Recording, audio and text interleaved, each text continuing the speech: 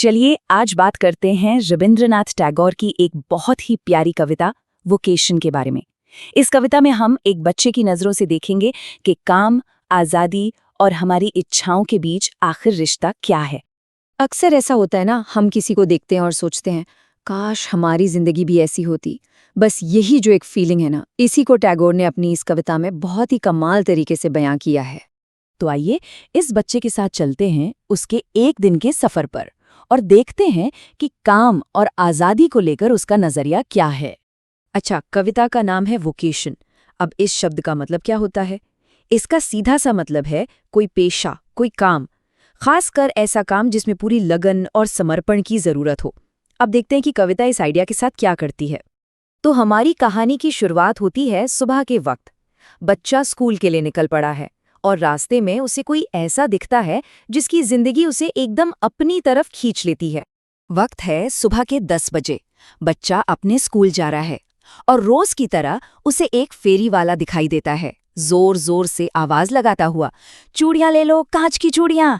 अब देखिए, यहाँ एक तरफ है बच्चे की ड्यूटी, स्कूल जाना, और दूसरी तरफ है वो फेरी वाला जो बच्चे की नजरों में एकदम आजाद है। और बस बच्चे के मन में एक ख्वाहिश जाग उठती है। वो सोचता है, काश काश मैं एक फेरी वाला होता, दिन भर सड़कों पर घूमता, चिल्लाता, चूड़ियां, कांच की चूड़ियां। तो बच्चे को उस फेरी वाले में ऐसा क्या खास दिखता है?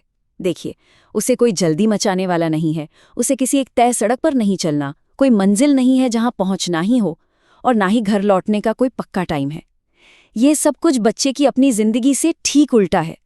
तो ये है आज़ादी की पहली झलक, हर तरह की पाबंदी से आज़ादी। चलिए अब दिन में थोड़ा आगे बढ़ते हैं। शाम हो रही है, स्कूल की छुट्टी हो चुकी है और आप बच्चे को एक और दुनिया नजर आती है जो उसे लुभा रही है। अब बज गए हैं शाम के 4, बच्चा स्कूल से घर वापस आ रहा है। तभी उसकी नज़र एक गेट के पीछे काम करते हुए एक माली पर पड़ती है। और ये गेट, ये बहुत ज़रूरी है, ये एक तरह का सिंबल है बच्चे और उस दुनिया के बीच जिसे वो सिर्फ दूर से देख सकता है, उसका हिस्सा नहीं बन सकता। और फिर से मन में एक और इच्छा जागती है, काश काश मैं एक माली होता और बस खोदता रहता और मुझे कोई रोकने वाला भी नहीं होता। अब देखिए, यहाँ आज़ादी का मतलब बदल गया है। अब आज़ादी का मतलब है अपनी मर्जी से गंदे होने की छूट, किसी की डांट फटकार से मुक्ति। सोचिए, उस माली में क्या है जो बच्चे को इतना अच्छा लग रहा है? वो अपने फावड़े से जो चाहे कर सकता है, अपने कपड़ों पर जितनी मर्जी मिट्टी लगा सकता है और कोई उसे कुछ कहने वाला नहीं है। चाहे धूप में पसीना बहाए या बारिश में भीग जाए, कोई फर्क नहीं पड़ता। ये एक अलग तरह की आज़ादी है, साफ सुथरे रहने के नियमों से आज़ादी। और यहीं पर इस कविता का जो मेन आइडिया है ना, वो एकदम साफ हो जाता है।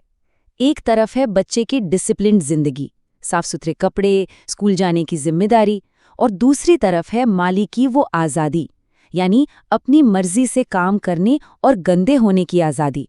तो अब दिन ढल चुका है और रात घिर आई है, और इसी के साथ बच्चे की मुलाकात होती है एक आखिरी किरदार से जो उसकी कल्पना को, उसकी सोच को एक नई ही उड़ान देता है।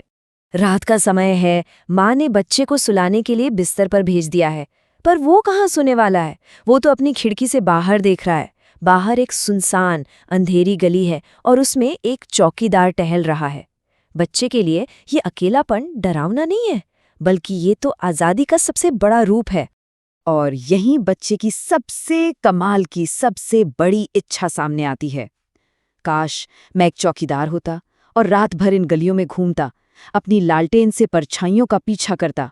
सोचिए, ये तो एक तरह से रात पर और उसके रहस्यों पर राज करने की इच्छा है। तो इस चौकीदार की जिंदगी में ऐसा क्या है जो बच्चे को खींच रहा है?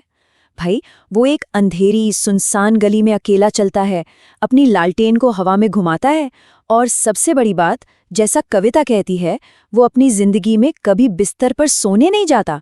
मतलब सोने के बंधन से भी आज़ादी। इससे बड़ी आज़ादी क्या होगी? तो सुबह का फेरी वाला, दोपहर का माली और रात का चौकीदार, इन सब मुलाकातों के बाद हम कहाँ पहुँचते हैं?